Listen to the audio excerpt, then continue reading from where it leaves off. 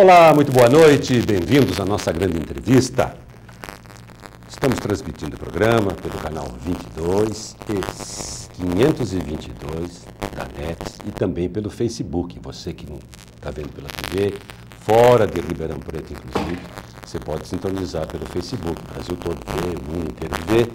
Vai lá na TV Mais Ribeirão, facebook.com/TV Mais Ribeirão, você assiste na íntegra, tá bom?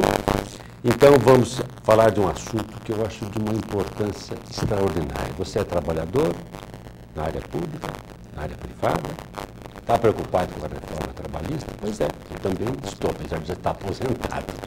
Nós temos aqui hoje um convidado muito especial, que é uma autoridade, só tem 27 livros publicados na área de direito do trabalho, né?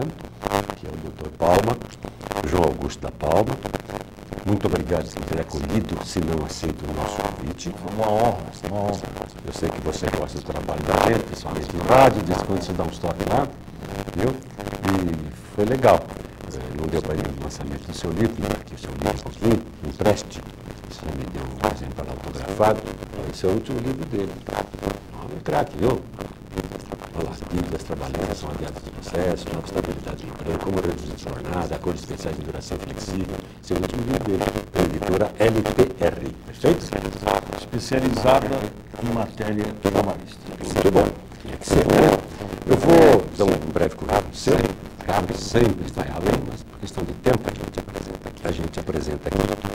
O Dr. João Augusto da Palma é advogado especialista pela USP e pela Universidade Metodista de Piracicaba. Você fez o curso em Piracicaba? Fiz. Olha só, tá mesmo. Na beira do Cabo de Rio, que era ótimo. Quando tinha peixe. Agora tem outras coisas. Agora tem outras coisas. Hoje é pior. O Rio de Piracicaba, lembra? Uma cidade muito agradável. Mas muito R pronunciado, né? É um pouquinho A diferente. porta lá é diferente, é muita porta. É dupla porta, tem dois R's, né? Mas uma cidade bacana. Eu dei umas aulinhas lá também. Lá tem uma grande faculdade de agronomia, talvez a melhor do Brasil. É verdade. Que é a Luiz de Queiroz. Famosíssima. E já era boa há muito tempo. Sim, E hoje continua. muito bom. Ele é consultor de empresas, professor de Direito do Trabalho e Direito Processual na USP e na UNAERP, Universidade de Ribeirão. E também no IPESU, Instituto Paulista de Ensino Superior de São Paulo. Membro fundador da Academia Nacional de Direito do Trabalho, da Academia Ribeirão Pretana de Letras Jurídicas, que é afiliada da Academia Brasileira de Letras Jurídicas. Pesquisador e visitante da Università degli Studi di Roma e do Department of Labor dos Estados Unidos da América. Está internacional, Dr. Palma. Precisa pesquisar pelo mundo. Não é só ficar em Ribeirão Preto. Se bem que hoje, na globalização, você pode estar onde quiser. Né? Não tenha dúvida. A aldeia global lá do McLuhan é uma realidade. Né? Autor de 27 obras jurídicas. Tem mais alguma? 27 até então, né? 28 nem vindo por Olha lá, estou falando, mas é começar. Na inflação, não acaba nada, né? Publicadas no período de 78 a 2017. Ele é palestrante e articulista de periódicos especializados. Dr. Palma, as novas regras estabelecidas pela reforma trabalhista já estão em vigor desde o dia 11 de novembro. São mais de 100 mudanças na relação entre as empresas e trabalhadores. Posso fazer um parênteses? Já, mais de 100. Acharam um número inicialmente, colocaram como se fossem 100 artigos. Não, eu coloquei aqui, são mais de 100. É muito mais, exatamente. Você está correto. São mais de 100. Pesquisa correta. A relação entre as empresas e os trabalhadores é a primeira grande atualização da CLT, que é a constatação das leis do trabalho, em 74 anos. Por que 74? 1º de maio de 1943, ano em que nasci, Dr. Getúlio Vargas, né, mandava a brasa da CLT. Ela foi criada através do Decreto-Lei 5452, de 1º de maio, Dia do Trabalho, de 1943. Alguns caras da época que não gostavam do Getúlio, porque o Getúlio foi terrível, hein? Foi ditador, foi liberal, foi tudo. Mas essa marca do Getúlio, essa herança do Getúlio, ninguém vai tirar. Sim. Porque ele cumpriu um papel importantíssimo para aquela época, para aquele momento e para um longo período da nossa história. Depois precisou passar por reforma, como está acontecendo agora. Mas que ele cumpriu um papel histórico relevante, se você sair perguntando que lei o povo brasileiro conhece, ele pode dizer nem a Constituição Federal é tão conhecida quanto a CLT. E salário mínimo. Saber que existe a CLT. Em abono da sua observação, eu quero dizer o seguinte: quando Getúlio morreu, faleceu, agosto, famoso agosto, eu estava indo para o grupo escolar da minha cidade. Cheguei até a porta da escola e disseram: volta para casa porque o presidente morreu. E o tempo demorava, parou, repórter demorava para chegar. Agora volta antes do cara morrer, está morrendo, já morreu.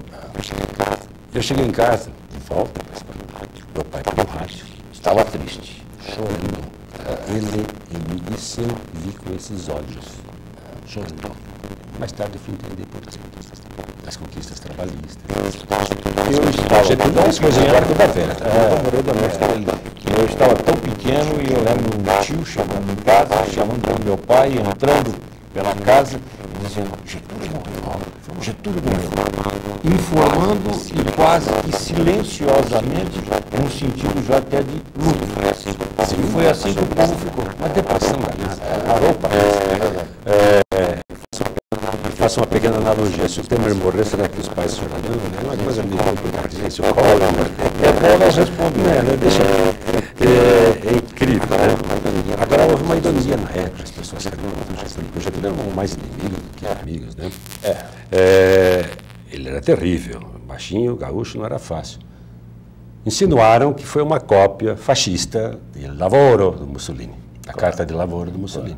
E parte da CLT, que continua ainda em vigor, foi escrita por gente que conhecia o direito alemão, não falava alemão, um paulista chamado Dorval de Lacerda, não conhecia, não falava o alemão, mas conhecia o direito alemão e transcreveu para o texto da CLT, que está até hoje, o que constava na lei alemã. E é assim, a parte da CLT que trata de horas extras, de jornada de trabalho, essa do contrato de trabalho, tem a raiz do direito alemão. Interessante. O presidente Michel Temer, que está querendo fazer reformas, querendo entrar lá para a história, com as suas reformas, não sai nenhuma, né? Para o presidente Michel Temer, as novas regras da reforma trabalhista vão acelerar a criação de empregos e tirar milhões de brasileiros da informalidade. Isso eu acho que pode acontecer.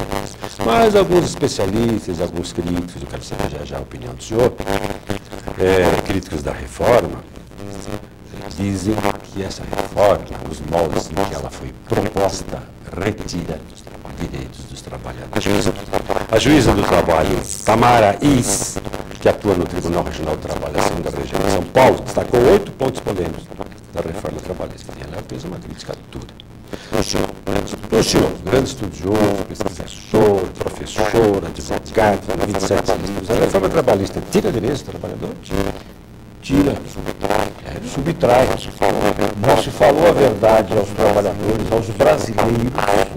A época da propositura, é bom que se diga que essa reforma foi feita ao longo de 30 dias, sempre forte, com um deputado do Rio Grande do Norte, chamado Rogério Marinho, foi quem apresentou o projeto na Câmara dos Deputados. Foi um texto redigido ao longo de 30 dias, teve naturalmente uma influência de um juiz do trabalho que auxiliou nessa redação, mas coisa feita a galope com a exigência de fazer rapidamente. Uma coisa tão importante como essa. Para contrariar uma proposta do governo federal.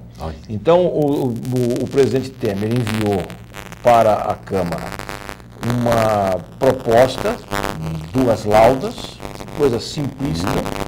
Aí ele resolveu fazer algo mais expressivo.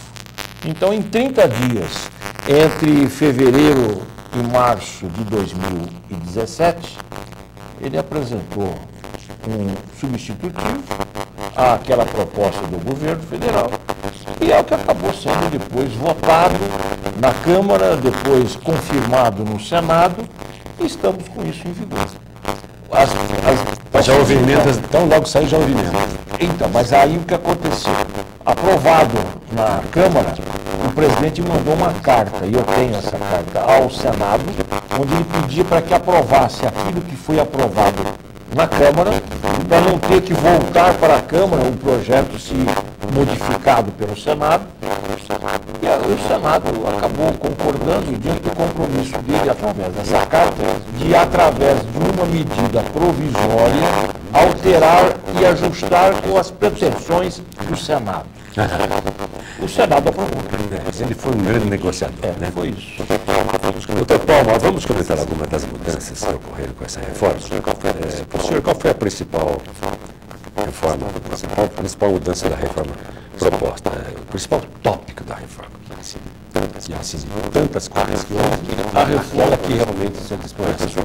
Professor Cassum, na verdade é o seguinte, essa reforma, ela tem duas ocorrências que são fundamentais para dizer aos brasileiros. O Estado brasileiro recuou e permitiu que as partes envolvidas nas relações de trabalho, que são empregados, empregadores e os sindicatos, avançassem. Isso é bom.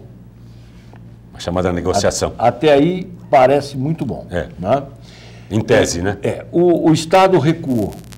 Em que sentido? Ele deixa de legislar e permite que as partes criem as próprias regras que serão aplicadas em determinados assuntos, não em tudo, evidentemente, e negociando para isso. Então, a negociação acaba assumindo o papel do Estado de legislar. Então, a nossa legislação, em vez de ser de cima para baixo, ela passa a ser criada na base. Nas relações... Isso, do ponto de vista de uma democracia vigente, é positivo. Né? Até aí é muito positivo. Vamos ver como vai funcionar, né, doutor? E como que no futuro as coisas vão... Essa classe política aí eu tenho um pouco de medo. A segunda ocorrência dessa reforma é que no recuo do Estado, o Estado também recua na sua obrigação de julgar conforme deve ser julgado o conflito. As reclamações, as demandas serão julgadas com um critério. As famosas ações trabalhistas. Com um critério passa a serem julgadas. Atendendo ao princípio da menor intervenção possível do Estado.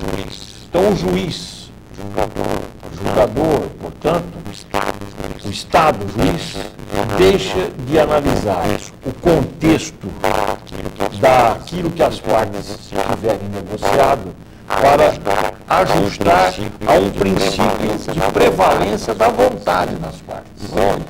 Então, aí vem o que nós fizemos através dessa ordem. Trabalho com força de lei. Explique isso, para provocá-lo nesse sentido. Trabalho com força de lei. Trabalho com força de lei é o trabalho com a prática da vontade das partes. A lei é a vontade do Estado. As partes negociam e criam suas próprias regras. Essas regras vão substituir a lei. Essas regras vão tomar o lugar do Estado.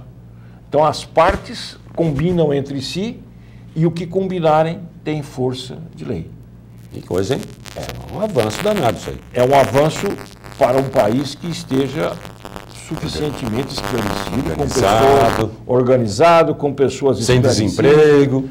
Num outro contexto social e econômico. É verdade. Nesse momento é uma situação profundamente perigosa e por outras razões nós estamos vivendo um momento muito delicado, mas que a força de lei é uma característica e uma das fortes características desta reforma trabalhista. Perfeito. Eu trouxe aqui uma listinha, são tantas, né, mudanças na lei trabalhista. Eu vou colocar algumas para o senhor e pedir o máximo de rapidez na resposta, porque é complexo o assunto, e não dá para a gente varrer todas essas mudanças. É verdade. Por exemplo, achei interessante isso aqui, acordado sobre o legislado. É isso que você acabou de falar. Exatamente. O acordado sobre a lei que se coloca a É a substituição do direito legislado pelo direito negociado. Isso. Antes da reforma, a lei diz que pode haver negociação das condições de trabalho entre representantes do trabalhador, mas não diz quais. mais a reforma. Agora fica assim, 15 pontos, negociação coletiva, se houver, depois a CLT, grau de trabalho, grau de salubridade, registro de horas, lista de 30 que não podem ser mudados com salário mínimo, direito de férias, licença maternidade. Os limites presentes na Constituição permanecem inválidos. Férias. As férias podem ser divididas em até 2 períodos, sendo que um deles não pode ser menor que 10 dias. Isso era antes da reforma. Como fica agora? Em até 3 períodos. Se o empregado concordar, Pode ficar. se o empregado Tudo é negociação. No elenco dos 15 itens que você mencionou, artigo 611, letra A, do novo texto da CLT, dentro daqueles assuntos, daqueles temas, as partes podem negociar. E ali é que entra o que eu falei, o juiz do trabalho vai pouco interferir naquilo que as partes tiverem. E aqui tem um aspecto, para ser dividido em 3 períodos, se houver concordância do empregado. Isso, sendo que um deles não pode ser menor que 14 dias. Exato, porque senão não tem sentido. Vira uma bagunça, né? As férias não tem finalidade. Esse intervalo intra-jornada, famoso almoço, antes era de 1 hora no mínimo, em jornadas com mais de 6 horas de duração, era até então. Agora poderá ser reduzido até 30 minutos, se houver acordo coletivo para jornadas com mais de 6 horas de duração. Esse é um dos grandes problemas que o empresariado tinha, porque pretendia muitas vezes reduzir o intervalo. O empregado diz, olha, eu resido longe, tenho que pegar 2 ônibus para chegar em casa, eu não vou poder ir em casa almoçar. Eu prefiro ficar na empresa. A empresa decide, não, eu vou oferecer a refeição aqui, tem refeitório. Vale a refeição. Então, quanto tempo precisa de intervalo? Meia hora. A lei não permitia, não autorizava, nem que o empregado concordasse, nem que o sindicato concordasse. Chegava um acordo desse aos tribunais, os tribunais julgavam como irregular e mandava pagar a diferença como hora extra. Então você tinha um encargo pesado para a empresa. Quer dizer, fazia uma concessão ao empregado por interesse do próprio empregado e depois a empresa era penalizada. Essa aqui é E agora ficou bom para a empresa agora? ficou bom para os dois lados. Porque o empregado também sempre dá, né? Então, ele tem que concordar também. Perfeito. E aí, na realidade, é que a empresa tem que avaliar as conveniências. A empresa busca produtividade. Banco de horas deve ser compensado em até 1 ano, negociado de acordo com convenção coletiva. Antes era assim, agora deve ser compensado em até 6 meses. De 1 ano reduzido para 6. E são permitidos acordos individuais. A empresa agora pode facilitar um banco de horas mensal, semestral ou anual. O anual é o que já existia. Agora criaram, através da reforma, o banco de horas mensal ou semestral. Isso pode ser combinado na empresa. Essa é uma das vantagens da reforma. Que bom. De criar possibilidade de negociação O diálogo é muito salutar, né? diretamente. Isso evita conflitos trabalhistas, teoricamente conflitos, Facilita todos. né? Há um outro lado, Pendengas mais.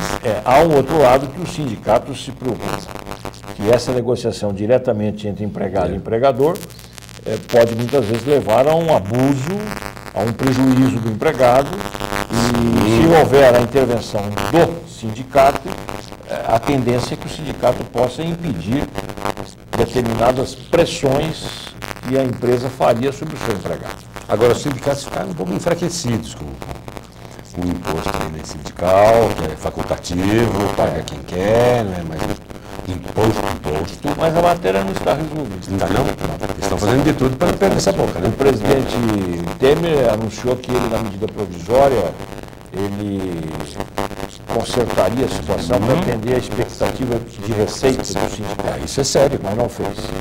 Aí já tem emendas que vão ser objeto de discussão no Congresso, que tenta, através dessa prática, o deputado conseguir a volta da prática anterior, que é fazer com que a contribuição sindical seja obrigatória.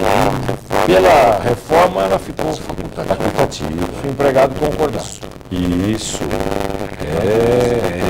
Se ele autoriza o débito da contribuição sindical. nós estamos saindo de uma república sindicalista. Temos até um presidente sindicalista. Havia um abuso. As revistas de São Paulo fizeram várias matérias sobre a corrupção dentro dos sindicatos. Era uma coisa assustadora. Dinheiro que entrava. Tem sindicato com muito malandragem. Tem muita malandragem. Tem malandragem que abusa. Usou do dinheiro para fazer aquilo que não podia. Não tenha dúvida. Horas em deslocamento, em itinere. Antes era assim, o tempo que um trabalhador está no transporte fornecido pela empresa era considerado como trabalho, se não houver transporte público disponível. Agora será apenas contado como tempo de trabalho o período a partir do qual o trabalhador estiver em seu posto de trabalho. Dentro da empresa. Da empresa. O tempo fora da empresa era considerado quando transportado pela empresa. Considerava-se assim, que dentro de um transporte oferecido pelo empregador, o empregado já se acha à disposição do empregador. Esse tipo de raciocínio desapareceu, deixou de existir. Agora só se considera o tempo que o empregado esteja no local de trabalho, no centro de trabalho que é a empresa. Isso aqui foi uma novidade, não existia isso aqui. O contrato intermitente não existia antes da reforma. Será possível contratar trabalhadores sem carga horária fixa. O empregador deverá convocar o empregado com 3 dias de antecedência e ele poderá recusar o trabalho. Se aceitar o trabalho, se aceitar e faltar sem motivo justo, deve pagar multa a metade do valor que receberia. O trabalho intermitente, professor Caçulino, foi uma das novidades. Da reforma. Mas essa matéria não está resolvida também. A medida provisória, que ficou muito longa, estará no Congresso. Foi muito mais extensa. Vocês ficaram louquinhos. E já está com quase um mês de vigência. Mas eu acho que isso vira? Vai valer, mas com modificações. O trabalho intermitente foi uma novidade aprovada, bem acolhida pelo empresariado, mas tem seus riscos. E, segundo consta, o governo federal deve reeditar a medida provisória, mas com modificações, porque já há pressões no Congresso para que determinados itens não sejam mantidos. Olha que senta poeira, sabe? Então eu acredito que só os empresários também farão pressão. Abril, maio, todos os segmentos. Parece que não agradou todo mundo. Todos os segmentos vão fazer as suas propostas. Sim. E aí vamos ver o que vai sobrar. É para o próximo presidente. Então. Mas o intermitente é um bom negócio. O senhor gostou? Aparentemente pode ser bem aplicado, mas alguns abusos a gente vai encontrar naturalmente. E o home office, que é outra novidade. Antes não havia regulamentação, agora o sujeito quer isso. O teletrabalho, né? Pode constar no contrato. Você trabalha em casa, né? Os contratos antigos poderão ser alterados se houver concordância das partes. Cada dia cresce mais o número de trabalhadores. Muito. Prestando serviço no seu próprio espaço residencial. Em casa, é uma maravilha isso aí. Trânsito, livre de trânsito em São Paulo. Livre de trânsito, menos Ribeirão desgaste de roupa, horário, de sapato, desgaste pessoal. Eu acho que é um avanço extraordinário isso aí. Trabalhar em casa. Só que tem um custo. Agora vamos ver esse custo. Tem um custo. E a empresa Parece que o senhor está aqui para explicar. A empresa utiliza todas as condições pessoais do trabalhador como se fosse espaço da empresa. E a empresa está usando a casa do empregado, as instalações do empregado, como se fosse da empresa. E aí? E aí eu pergunto, ela paga por isso? Já vem uma briga. Ela paga de contrato. Então, uma demissão, como é que fica? Até agora, há quem já reclamou, é justiça. Eu acho, aluguel. O aluguel da casa, do espaço, da sala, do escritório. E com isso a empresa, ela tem empresas, grandes empresas, até mesmo na nossa região, que não tem mais instalações.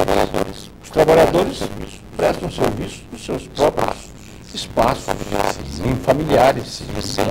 E sem contar que muitos desses trabalhadores utilizam pessoas da família para auxiliar na prestação de serviço.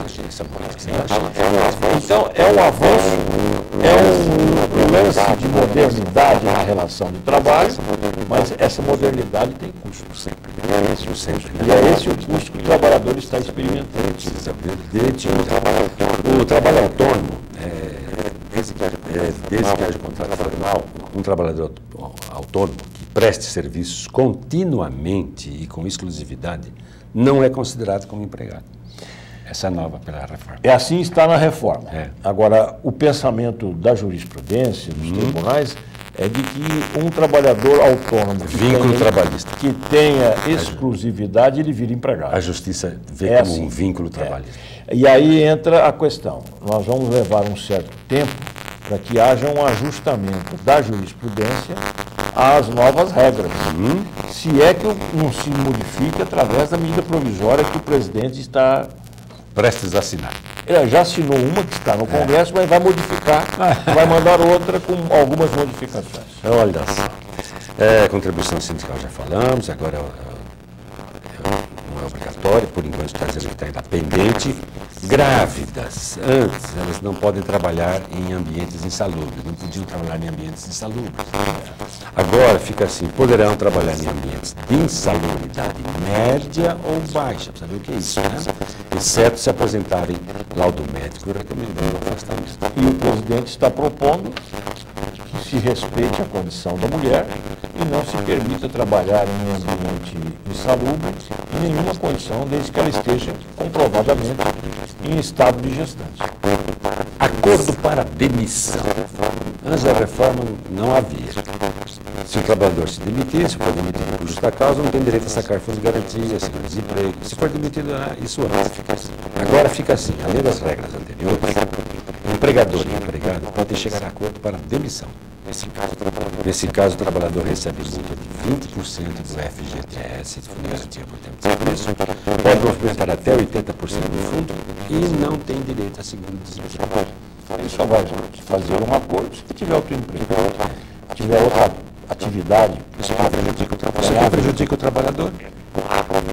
há conveniência, às vezes, do empregado. Ele quer sair para ir, em vez de pedir demissão, ele prefere agora, no caso, praticar um acordo, uma negociação com o empregado. E aí o aviso prévio, sendo indenizado, ele recebe metade do aviso prévio. Virou moda isso aqui, né? O PDV. Né? PDV, não havia antes regulamentação específica, o plano de demissão voluntária, PDV. Ou a incentivada, o PDI. Posso fazer uma observação? Faça, o senhor está aqui para nos esclarecer tudo. Demissão, toda demissão, ela é voluntária. Aí é um equívoco de linguagem que se confirmou, se Que consolidou. bem isso, hein, que agora ficou confuso aqui. Pedido de demissão voluntária. Quem pede demissão é voluntário.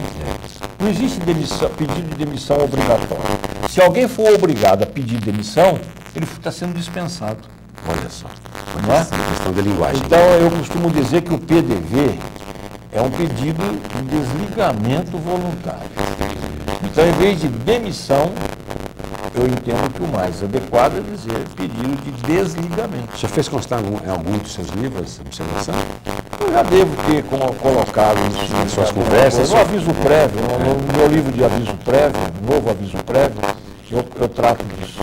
É que depois de 27 obras, tem muita coisa que você já não lembra, se você Começa a chegou a se falar. repetir, inclusive, né? Perigo de ser repetido também. Demissão em massa. Embora não haja lei antes, né, a Justiça considera que os sindicatos devem ser incluídos no processo antes. Agora, não será necessário que o sindicato autorize, faça acordo ou convenção coletiva. Aí é um problema sério, porque a dispensa em massa, ela pressupõe uma situação forçada pela empresa. Uma coisa é você dispensar a outra é você reunir um grupo e falar, ó, todos estão dispensados. Será que todos estariam, alguns pelo menos, não estariam sendo forçados a essa situação, impondo uma situação que poderia ser negociada, ser revista, né? Então, toda dispensa coletiva, ela precisa de uma intervenção do sindicato para evitar que haja um constrangimento. Os sindicatos, há sindicatos patronais, há sindicatos dos empregados. Eles nasceram, a concepção do sindicato, ideologicamente falando, era para proteger quem? A empresa. A empresa. Claro. E continua assim até hoje. O sindicato... Chamado peleguismo. E aí vem, claro, essas marcas do passado, que não desaparecem. Né? Houve sindicato que foi instrumento da empresa, continua existindo, mas o que se quer é que o sindicato seja independente. O sindicato dos empregados. Fazer justiça trabalhista. Mas essas mudanças estão sendo impostas pela vontade da sociedade. Os trabalhadores hoje já não são mais tão comandados como eram. Eles discutem. E hoje um sindicato de trabalhador que não tem independência para defender os seus representados, não tem filiado, não tem futuro. E agora, com essa história da contribuição sindical ser facultativa, se o trabalhador não sentir que o seu sindicato é seu, ele cai fora. Ele não é associado, ele cai fora. E não concorda que a contribuição tem seja que funcionar. Vai moralizar o sindicato. Então, e aí que está o grande problema do sindicalismo que ficou acomodado. O sindicalismo que ficou acreditando que aquela situação era eterna, de não precisar trabalhar e teria um rendimento. Quantidade fantástica de rendimento. De sindicatos que são grandes empreendimentos, mas que você muitas vezes não vê o que esses sindicatos oferecem. Não oferece nada. Então, um sindicato que assim viveu, não vai viver mais. Não sobreviverá. Viverá. Vamos fazer o nosso primeiro intervalo. Voltamos daqui a pouquinho. Tá bom? Está tirando dúvidas. Se depois você acrescentar mais alguma coisa, ou aspecto importante da reforma, às vezes escapa, são tantos. Nós vamos fazer um intervalo e já voltamos já conversando com o doutor Palma, autoridade, especialista, conhece para chuchu o assunto. Filho, seguro, respostas altamente concretas. Até já então.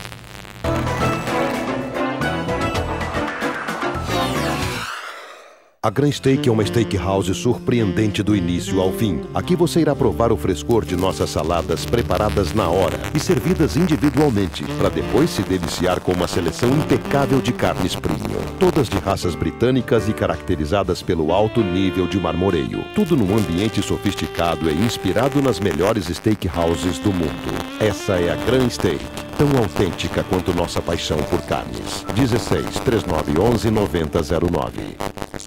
Com professores preparados e motivados, preocupados com a formação do aluno, o Colégio Castelo explora as habilidades e potenciais dos estudantes, desde o ensino infantil até o ensino médio.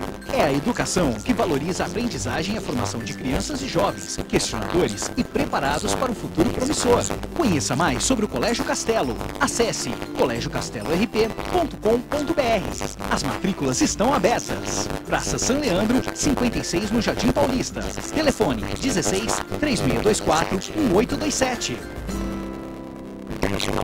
Deixe uma mensagem para nossos apresentadores. Dê sua opinião sobre a programação ou faça sua denúncia. WhatsApp da TV Mais 991785294. Mais interação, mais agilidade, mais informação. É você sempre conectado com a TV Mais. Preocupado com a segurança de seu patrimônio?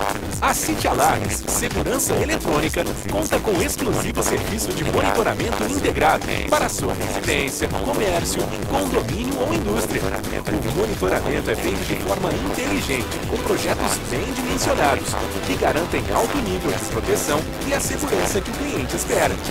City Alarmes Segurança Eletrônica. Você cuida do seu negócio, nós cuidamos do seu patrimônio.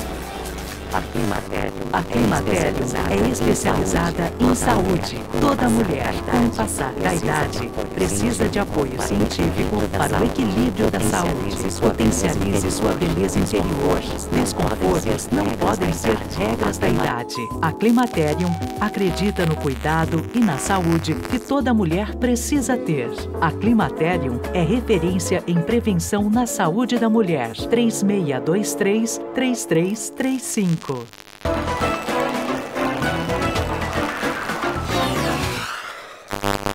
De volta para a segunda e última parte da nossa grande entrevista de hoje, conversando com o Dr. João Augusto da Palma, advogado especialista em direito do trabalho.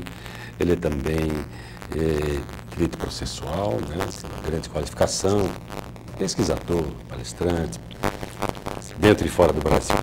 Doutor Palma, vamos perguntar se os empregos atuais ficam ameaçados com essa reforma. Porque a reforma, se por um lado leva vantagem ou não. É muito difícil arbitrar isso, né? Ficam ameaçados ou não, na sua opinião? Nesse momento, eu sinto que os trabalhadores estão assim um pouco preocupados se a empresa não vai dispensá-los.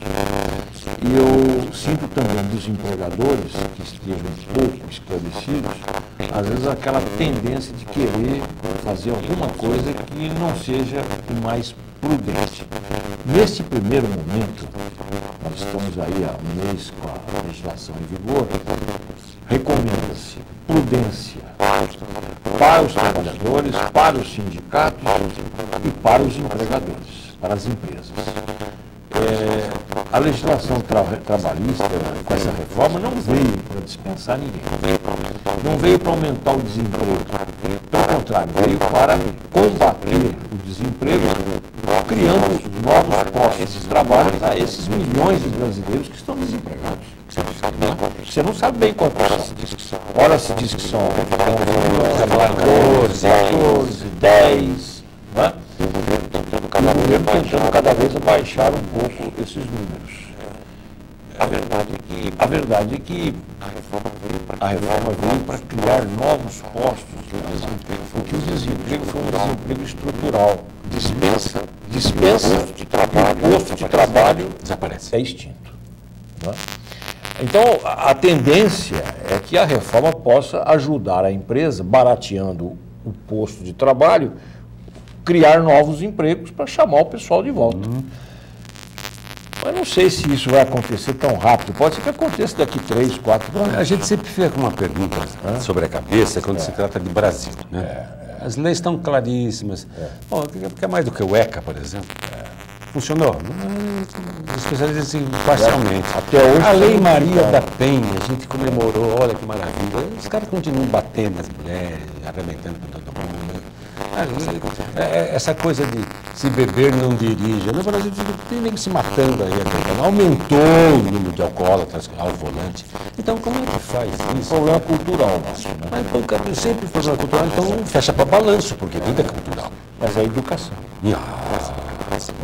Agora sim. Então, você tem visto uma preocupação com esse aspecto educacionais do Brasil? Ontem ainda fiz uma palestra no sindicato local, onde tinham vários sindicatos de vários segmentos. Dá para sentir que os sindicatos estão com os pés no chão, querendo se ajustar à realidade, entendendo o momento delicado que nós estamos vivendo, né, em todos os sentidos, inclusive político, institucional no país, e com isso os sindicatos pretendendo auxiliar as empresas para não fazerem besteiras. Não é hora de aumentar o desemprego, não é hora de criar insegurança no trabalho, fazer o terrorismo no trabalho, porque a empresa fica diante o seu, que vai ter demissão aí lá do lado. Esse que eu vi, isso não produz assédio moral, Vai aproveitar isso, fazer assédio moral, até os tipos de assédio. Então, uma empresa que cria insegurança, insatisfação, o empregado insatisfeito não produz. Não tenha dúvida. Cai a produtividade, vai para o rodapé da empresa. Então, a expectativa é que nos próximos meses nós ainda tenhamos esse momento de reflexão das empresas. Eu tenho andado pelo Brasil para fazer palestras, aqui em Ribeirão também, e eu sinto que o empresariado está também com essa expectativa de primeiro pensar. Esse momento é um momento de pensar. O momento de agir não é ainda agora, é um pouco mais adiante. Mais no correr de 2018. E com um detalhe, toda empresa tem uma organização com o sindicato de uma convenção coletiva, de um acordo coletivo que tem vigência. Então, enquanto esse acordo atual está vigindo, não é hora de mexer, é hora de pensar. No vencimento do acordo, na data base, aí sim que é hora de reformular, de reajustar, de adaptar às mudanças. Então, é uma hora que tem que dar tempo ao tempo. O senhor salientou logo no início, eu fiquei bastante curioso, algumas coisas o senhor já disse, que a reforma tirou direitos trabalhistas. Vamos tentar enumerar alguns que o senhor considera, de acordo com essa nova proposta. Na mudança. Interessa muito quem está nos ouvindo. Nessa mudança que eu digo que deve acontecer, negociando no final a data base, na época da data base de cada categoria, o trabalhador vai sentir certamente no olerite as mudanças. Porque muitas das práticas que as empresas tinham, com a mudança, deixam essas práticas de acontecer e no olerite o empregado vai sentir. Como, por exemplo, a incorporação de certas vantagens, de certos benefícios, Desaparecem. de certos pagamentos que desaparecem, que a empresa deixa de incorporar no ganho do trabalhador. Então, aquele montante que ele ganhava, porque tinha determinados pagamentos incorporados ao ganho, desincorporando, o que acontece? Baixa o ganho do trabalhador. E aí que ele vai sentir. É nesse momento que o trabalhador vai sentir. Então, Será uma redução salarial? haverá uma perda de valores, de ganhos, né, que deixam de estarem incorporados. Que é que às vezes motiva o cidadão a continuar trabalhando na empresa, né? É claro. Ainda ontem, Ganhar menos, trabalhar mais, não dá, né, também. ainda ontem na palestra que eu promovi, acabei ministrando aqui no sindicato, houve um detalhe. Né? Empresa que assumia a despesa do plano de saúde. Só que o plano de saúde, às vezes, determina a opção do empregado pelo emprego. Não tenha dúvida. Às vezes, é muito mais que o salário interessa ao empregado. A garantia de ter um plano. Os benefícios que o trabalhador tem, que a empresa assume. Sim. E tem empresa que assume, paga o plano de saúde, oferece vantagens nesse sentido. Que é muito melhor do que pegar a fila do SUS para o trabalhador. Não tinha dúvida. E aí vem a pergunta, mas a empresa não paga? Sim, há empresas que não pagam, a maioria não paga.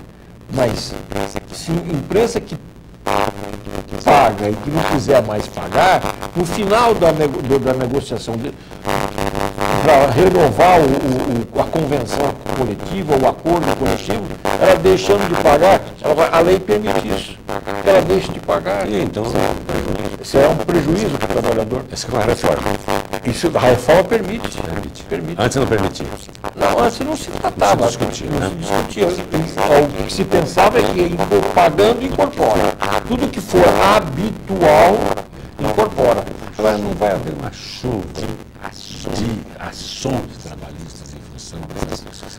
Muitas pessoas serão prejudicadas na sua vida profissional. Então o que vai acontecer? Vai recorrer à justiça. A judicialização está na moda. Em todos os níveis. Só que nós temos Estamos preparados para isso. Os juízes de trabalho não vão ficar loucos. os juízes do trabalho estão divididos.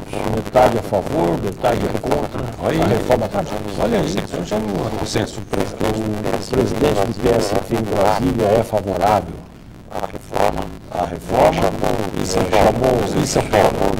Chamou os presidentes dos tribunais de todo o país, passou esse pensamento, essa preocupação, para que eles também passassem isso para os seus juízes. Os tribunais regionais reuniram os juízes e os juízes foram para um simpósio em Campinas, por exemplo, falando aqui do estado de São Paulo e do interior, nos dias 9, 10 e 11 de novembro. E ali ficou caracterizada a divisão. Parte dos juízes favorável, parte contrária à reforma. E houve uma juíza de Ribeirão Preto que chegou a promover uma reunião para fazer alguns esclarecimentos, como seriam as práticas após a reforma. O tribunal chamou a juíza para dizer que ela não deveria falar. Foi admoestada. Eu não chego a dizer que houve uma censura mais formal, mas que houve Advertência. houve uma prática não muito comum, não é? Para os tempos sem militarismo. Puxa, Ela foi chamada para isso. Então, o que se espera é que o judiciário tenha a sensibilidade para entender as mudanças e com a habilidade de compreender o momento que nós vivemos, precisando pensar no trabalhador. A proteção do trabalhador sempre foi fundamental para o direito do trabalho e para a justiça do trabalho. Eu entendo que há um novo conceito de proteção do trabalhador. O senhor não transita pelo Facebook, né? Muito pouco. Tenho também. Pouco. Professor, mas pessoa física assim, pessoa física mas ali a gente vê, quando começou a aparecer essa história da reforma, que o pessoal espinafrou o governo, saque um espoliamento, uma espoliação. É uma coisa de doido. A revolta das pessoas. As pessoas têm certos pontos esclarecidos. Você pode ver, isso não vai dar mais calma. Está mais calmo agora. Eu acredito que já está em vigor. Para quem acreditava que isso eu achava que ia demorar demais, ia jogar para frente. Direito penal, Código Penal de 69, até hoje não entrou em vigor. Então, a Previdência não está um nó, um embrólio. Já ficou para o ano que vem. Mas a realidade é que está em vigor e há mudanças que serão naturalmente feitas ainda, mas que querer ignorar, dizer que não vai acontecer, não, já aconteceu, já está aí. Está vigente, né? É possível que, num certo momento, nós tenhamos aumento de reclamações trabalhistas, mas a tendência não é essa. A tendência é que o Judiciário do Trabalho tenha um esvaziamento. Eu tenho dito que, num prazo de 10 a 15 anos, a Justiça do Trabalho vai estar ocupando um sobradinho ali na esquina. Olha só, a tendência é reduzir toda a burocracia, a confusão. Já a burocracia está se diminuindo com a informatização. Sim. Os processos já são eletrônicos e a tendência é cada vez que nós tenhamos menos ações trabalhistas. Busca-se a negociação. E através da negociação diminui a judicialização. Olha que está anotado aqui, ó. Veja aqui o item 8. A palavra-chave para patrões e trabalhadores é, aspas, negociar, fecha aspas. E eu pergunto, senhor, os acordos ganharam força? Os acordos, sim. Agora, a reiteração de acordos ainda não. No momento não é tanto favorável para as precoces. É muito inicial. Eu digo, em torno de 3 a 4 anos, nós vamos sentir o avanço. Mas que a Justiça do Trabalho tende a ficar cada vez mais vazia. Agora, veja bem, são 74 anos sem mexer em nada, de repente, essa coisa não se mexeu naquilo que era o essencial. Durante esses 74 anos, nós tivemos muita modificação na legislação trabalhista e processual. As relações trabalhistas mudaram muito. O Instituto da Greve, continua na legislação de direito de greve, nós temos que dividir, professor Cassoni, o nosso Brasil e o Brasil trabalhista entre até 88 e pós-88. A Constituição de 88. Até a Constituição de 88, o Brasil era um Brasil de benesses, de lutar para ter mais. Então a greve era para ganhar mais, para conquistar isso. A empresa era vista como algo que pudesse sempre oferecer mais. Então se pensava que o empregador pudesse estar pondo a mão no bolso e pagando mais ao trabalhador. De 88 para cá, em função dos fatores econômicos, com a globalização, com o agravamento da crise, com a tecnologia, com todo esse avanço. A tecnologia reduziu o campo de trabalho. Claro, consideravelmente, não? Então, isso tudo fez que de 88 para cá, nós tivéssemos uma inversão nesse quadro. A partir de 88, é o momento já não de se conceder mais, é de perder direitos.